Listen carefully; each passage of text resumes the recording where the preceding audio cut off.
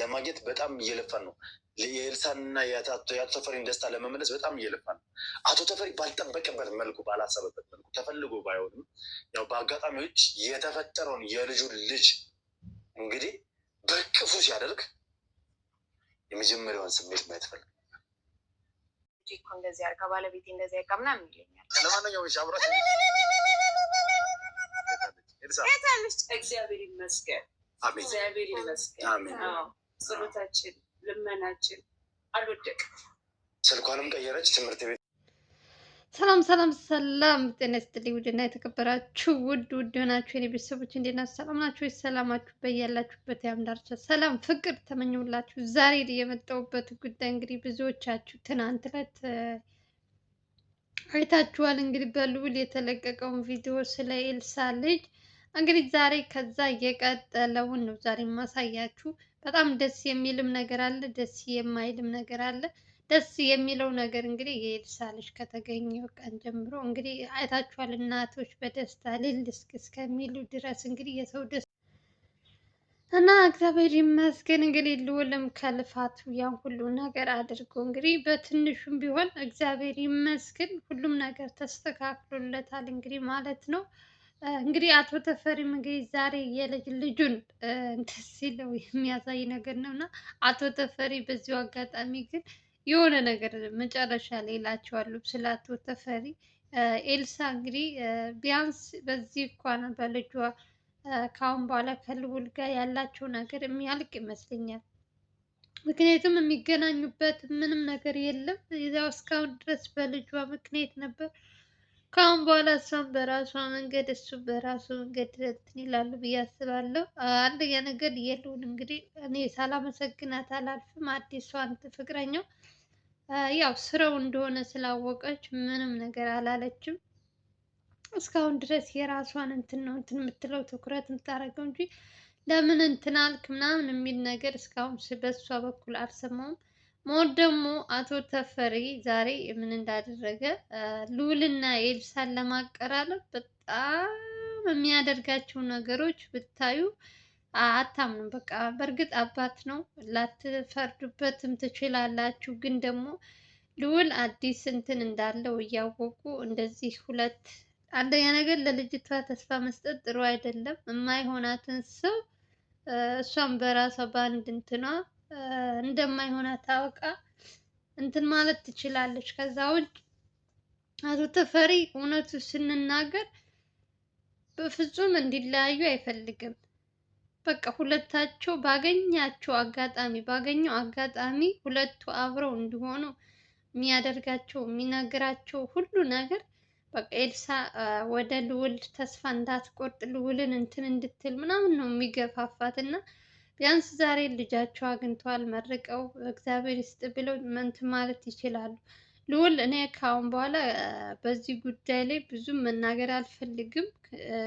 ልጅቷ ይቺ አዲሷ እንትንም ምንም ቢሆን መናገር ሳትፈልግ እያየች ዝም ልትል ትችላለች። ግን ደግሞ ልዑል ምንም ነገር ከአሁን በኋላ በልጁ ጉዳይ ላይ ነበር እስካሁን የሚገናኙት።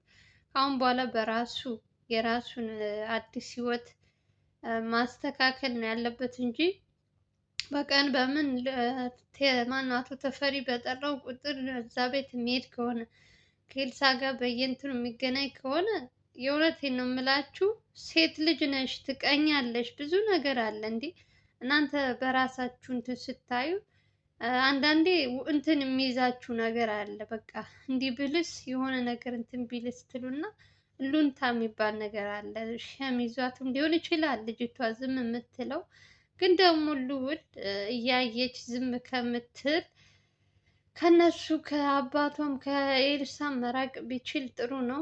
አቶ ተፈሪ በየትኛውም አጋጣሚ ሁለታቸውን አንድ ለማድረግ የማያደርገው የማይፈነቅለው እንትን የለም። እኔ በጣም እያየሁት ስለሆነ ነው የሚያደርጋቸው የሚያወራቸው ነገሮች።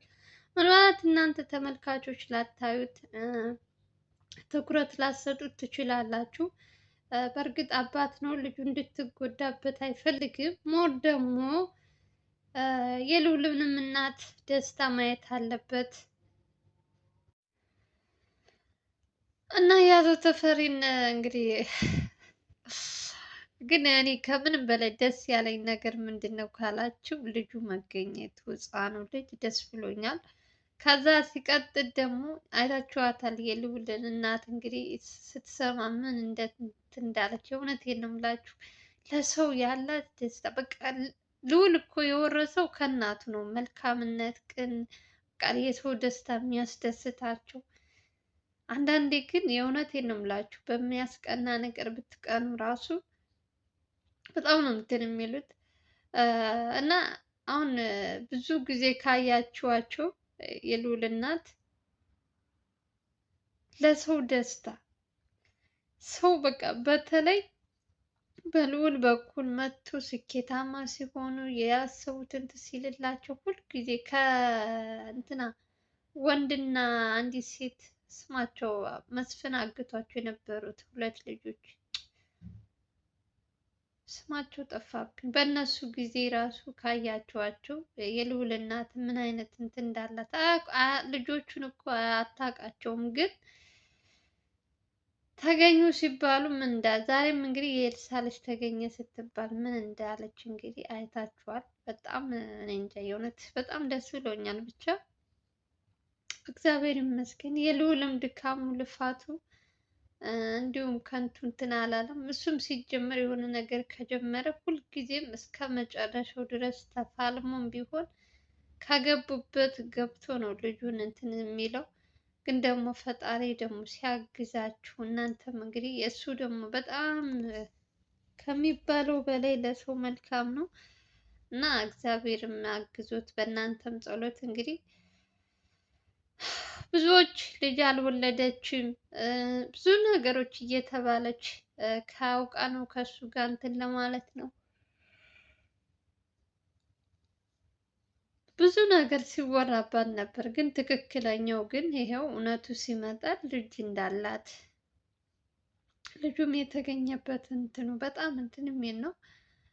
ይህ ሁሉ ነገር እንግዲህ ሰዎች ከኤልሳ ልጁን ለመውሰድ ብዙ ነገሮች እቅድ ሲያቅዱ ነበር። በተለይ ይሄ ፍቅረኛዋ የተባለው ሰውዬ ኤፍሬም የተባለው በጣም ብዙ በደል አድርሶባት እንኳን ልጇን እንትን ለማለት ግን ደግሞ ልዑላችን ለምንም የማይበገረው ጀግናችን የሆነ ነገር ጀምሮ እስከ መጨረሻው ድረስ ነገሮችን በራሱ እንትን እያለ ብዙ ነገሮች ቢደርስበትም እንኳን ይሄው ሁሉ ነገር እንትን እያለ ለዛም እኮ ነው አቶ ተፈሪ ልዑልን የሚወደው የእውነት ዝም ብሎ በእንትን አይደለም። እና ልጁን እና እሱን አንድ ላይ ለማድረግም ጠዋት ማታ የሚደክመው እኮ አቶ ተፈሪ ብዙዎቻችን አልተረዳነውም እንጂ የልዑል መልካምነት፣ የዋህነት በጣም የቅን በጣም ሲበዛ ቅን የእውነት ለራሱ አይሆንም እንጂ ለሰው በጣም መልካም ሰው ሲበዛ መልካም እና ለዛም ነው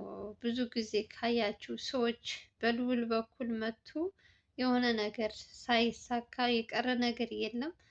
ዛሬም እንግዲህ በጣም ብዙ ጊዜ ባልጨረሰ ጊዜ ልጅና እናት ለማገናኘት ችሏል። እንግዲህ ልዑላችን ካሁን በኋላ እንግዲህ እንዳልኳችሁ ከኤልሳ ትንሽ ራቅ ብሎ የራሱን አዲስ ህይወቱን ቢቀጥል እንደባለፈው እንዳይበላሽበት ነው እኛ የምንፈራው። ትቀናላችሁ ሴት ስትሆኑ ብዙ ነገሮች ስላሉ ያ ነገር ከመፈጠሩ እሱ ደግሞ በራሱ መንገድ ይችኛዋን ልጅ እንዳይከፋት ብሎ በቃ የሚያገናኛቸው ነገር ከሌለ ድረስ ያለ መገናኘት። አቶ ተፈሪም በተቻላቸው አቅም እየደወሉ ቤትና እንደዚህ ከማለት እንደ አባት እንደ እንትን እንደሚወዱት ከሆነ እኔና እሷ አብረን መሆን አንችልም ካለ አለ ነው በቃ። ልዑል እኮ ኤልሳን ምን ያክል እንደሚወዳት እኛም ተመልካቾች እናውቃለን። ብዙ ነገሮች ግን ደግሞ ነገሩን ሁሉ ያበላሸችው እሷ ራሷ ናት። ስለዚህ አሁን ላይ ዙራ መታ ቅርታ አብረን ምናምን ያለንተ ምናምን ምትል የሚሆን ነገር አይደለም።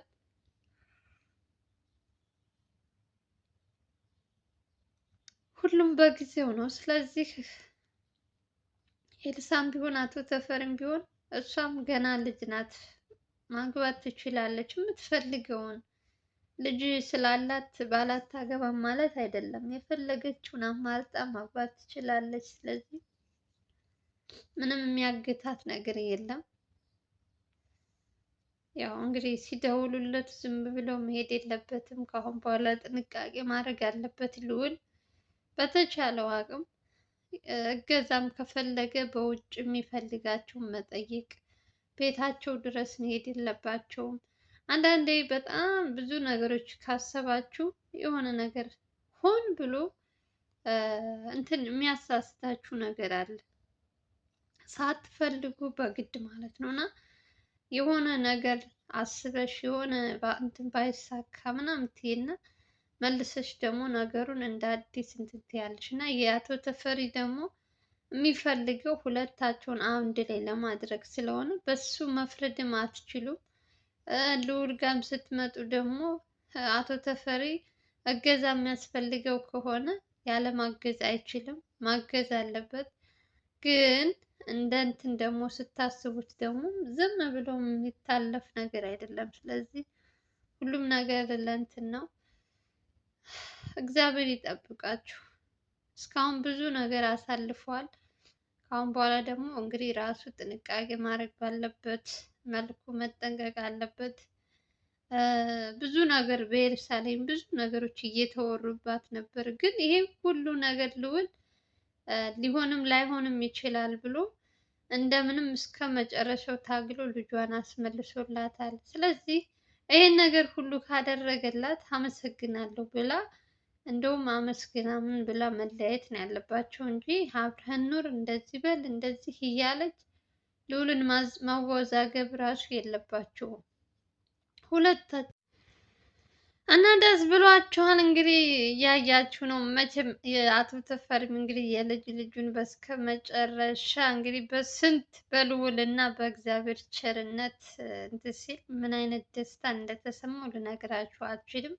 ኤልሳም እንግዲህ እንዳያችኋት ነው ከማናቸውም በላይ የልዑል እናት የእውነት የሰው ደስታ የሚያስደስታት በቃ ሁልጊዜም ለሰዎች ምን አይነት እኔ አላውቅም። የእውነት በዚህ ልክ ሰው እንትን መልካም ሰው አይቼ አላውቅም። የዚች ሴት ደግሞ መልካምነት በጣም ቅን፣ በጣም ሲበዛ የዋህ ሲበዛ ቃል የማይገልጻት የልዑል እናት ማለት ነው። ብዙ ነገሮች በቃ እኔ እንጃ እስካሁን ስንት ሰዎች እኔ ስንት የአቤል እናትም ስንት አይቻለሁ። የልዑል እናት ደግሞ ምን አይነት እንትን እንደሆነች አላውቅም። የእውነት ለየት ያሉ ናቸው። እና እንግዲህ የአቶ ተፈሪንም ደስታ እንግዲህ ትናንት ዕለት አልነበረም ነበረ በሰዓቱ እንግዲህ ሁሉ ነገር እንትን ሲል ዛሬ እንግዲህ የልጃቸውን ልጅ ከልዑል አንደበት ሲሰሙ ምን አይነት ደስታ እንደተሰማቸው አቶ ተፈሪ እንግዲህ በጣም እኔ ያው እንግዲህ የአቶ ተፈሪ ነገር ሁላችሁም ታውቃላችሁ። ብዙ ነገር ሲደክሙ ሲለፉ በተለይ ልዑልን ያላረጉትለት ነገር የለም ማለት አትችሉም። በጣም ብዙ ነገሮችን ለልዑል ባለውለታው ነው ሲጀምር። አቶ ተፈሪም በጣም መልካም ሰው ነው። ያው ለልጁ ቢያደላ ማለት ነው። ግን ደግሞ በአንዳንድ በኩል ደግሞ ያው ማንኛውም አባት ልጁ እንድትጎዳበት አይፈልግም። አቶ ተፈሪ ጋር የምናየው ነገር እንደዛ ነገር ነው። ግን ልዑል ነው ሁሉም ነገር የራሱ በራሱ እጅ ነው። የሚሻለውን እንትን የሚለውን መምረጥ የሚችል እሱ ነው። እኛ እንደ ተመልካች ደግሞ እያየናል ነገሮችን አንድ በአንድ የልዑል እንዳይበላሽበት ነው እንፈልገው። ከዛ ውጭ የሚፈልገው ጋር መኖር መብቱ ነው። ከምንም በላይ ደስ ያለኝ ነገር የህፃኑ ነገር ነው። ገና 3 አመት የምን 3 አመት አልኩኝ 3 ወር እና 2 ወር ያልሞላው ህፃን ከእናቱ መነጠል የለበትም ብለን ብዙዎቻችሁ እንትን ስትሉ ነበር። እና ልዑል ራሱ እንዳጋጣሚ ነው አለ የሰማሁት። በቃ ስልክ ደውለው ስለ ኤልሳ ልጅ እንደዚህ ሲሉኝ በቃ እናቱ ጋር ነበረ። ብቻ ያለው እንትን በስልክ ሲነገረው ምን አይነት ደስታ እንትን እንዳለው ሲናገር ነበር። እና በቪዲዮ መሀል ላይ ካያችሁት በጣም የእናቱ ደስታ ከምንም በላይ ኤልሳ ሳትሰማ በፊት እናቱ እዛ ስለነበረች ከልዑል ጋር መንገድ ላይ ነው እንግዲህ ይሄ ሁሉ ነገር እንትን የተባለው ተደውሎ የተነገረው።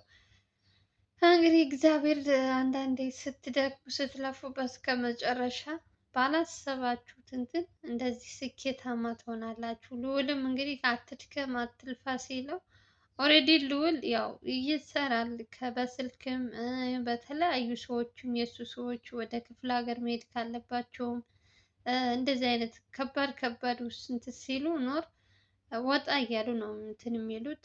ያው ሁልጊዜ ቤት ውስጥ እንትን አይሉም። ግን ደግሞ በአሁኑ ደግሞ ደስ የሚለው ነገር ሁሉም ነገር ባሰቡት መልኩ ነው የሄደላቸው። እግዚአብሔር ይመስገን ብዙም ሳያደክማቸው። ይሄ ኤፍሬም የተባለው ሰውዬ ግን እንደኔ አሁን ልጁ ተገኝተዋል ተብሎ ዝም የሚባል ነገር አይደለም። ኤፍሬም መያዝ አለበት፣ መቀጣት፣ መታሰር አለበት። አሁን ከኤልሳ ጋር አሁንም እኮ ደህንነቷ እኮ በጣም የሚያስፈራ ነገር ነው። ልጁ ተገኝቷል እና ነገሩ አለቀ ማለት አይችልም።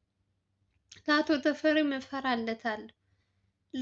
ይሄ ኤፍሬም የተባለው ሲጀመር የልጅ ችግር ምናምን አይደለም። እሱ የሚያሳስበው ንብረት፣ የድርጅቱ መውረስ ምናምን ብዙ ነገሮች ነው እና አሁን ላይ ትኩረት ማድረግ ያለባቸው ይሄን ልጅ ሲወጣ ሲገባ ተከታትለው ቅጣቱ ማግኘት አለበት። በሴት ልጅ ተጫውቶ በዛውም እወዳታለሁ ብሎ ይዞ ሄዶ ጎዳና ላይ ያስወጣትን ሰው እንደዚህ በቀላሉ የምትተዩ ሰው አይደለም፣ መቀጣት አለበት። ከዛ ከሱ አልፎ ሌላዎቹም እንግዲህ ይሄን ነገር እያዩ በደንብ እንትን እንዲሉ የሚረዳቸው ይመስለኛል። ብቻ እግዚአብሔር ይመስገን ለዛሬው ተሳክቷል። የአቶ ተፈሪም ደስታ የልውል የሁላቸውም ደስታ እንግዲህ በትንሹ አሳያችኋለሁ። ለማንኛውም የምወዳችሁ እንግዲህ የዛሬው ቪዲዮን ይመስላል። ከተመቻችሁ ላይክ እና ሼር ማድረጋችሁ እንዳትረሱ። በሌላ ቪዲዮ እንገናኛለን። ሀገራችን ኢትዮጵያን ሰላም ፍቅር ያምጣልን እያልን ሁላችሁንም ከልብ ነው የማመሰግነው። ባይ ባይ።